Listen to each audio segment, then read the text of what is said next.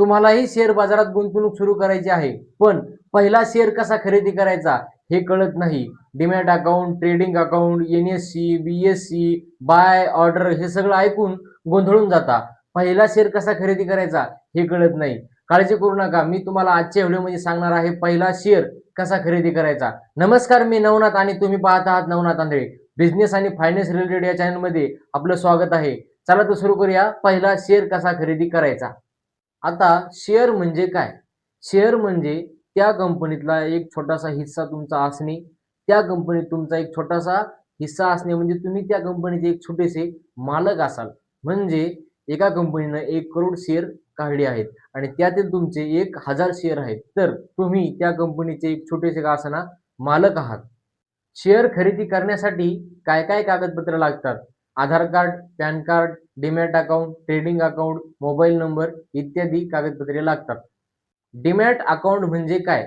Demat account म्हणजे एक digital lockers, म्हणजे तुम्ही जे शेअर विकत घेतले आहेत ते शेअर सुरक्षित ठेवण्याचं लॉकर्स अकाउंट म्हणजे डीमॅट अकाउंट. ट्रेडिंग अकाउंट म्हणजे काय?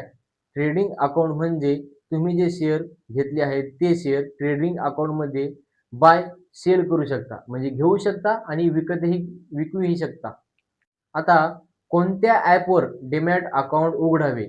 झरोदा, एंजल वन, ग्रो आणि अपस्टॉक.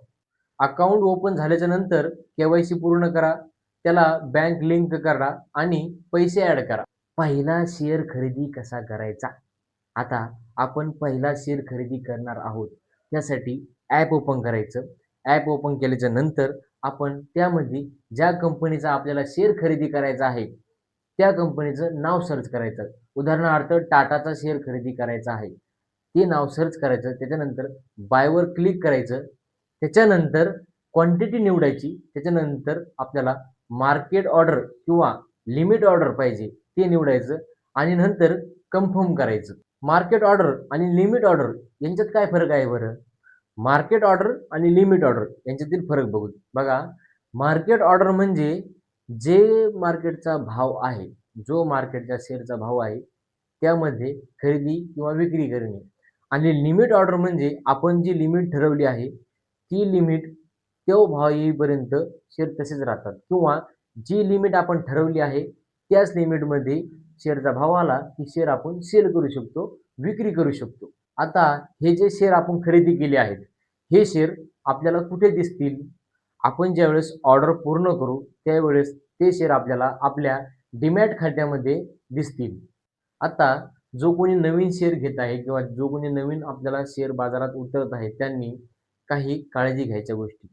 पहिलं म्हणजे इतरांच्या सल्ल्यावर आपण शेअर खरेदी करू नये. इतरांच्या सल्ल्यावर आपण आपला मार्ग निवडू नये. दुसरं म्हणजे जे काही आपण buy sell, buy sell, buy sell करत असतो, म्हणजे खरेदी विक्री, खरेदी विक्री, खरेदी विक्री यात थोडा काळ द्यावा. आणि जे काही आपण करत आहोत बाय सेल जे काही करायचं आपल्याला त्यात जरा विचार करून, अभ्यास करून गुंतवणूक करावी. आपण आतापर्यंत हा व्हिडिओ बघितला आहे. ह्या व्हिडिओमध्ये आपण काय काय शिकलो? आपण शिकलो डीमॅट अकाउंट म्हणजे काय? आपण शिकलो ट्रेडिंग अकाउंट म्हणजे काय? आपण शिकलो शेअर बाय कसा करायचा?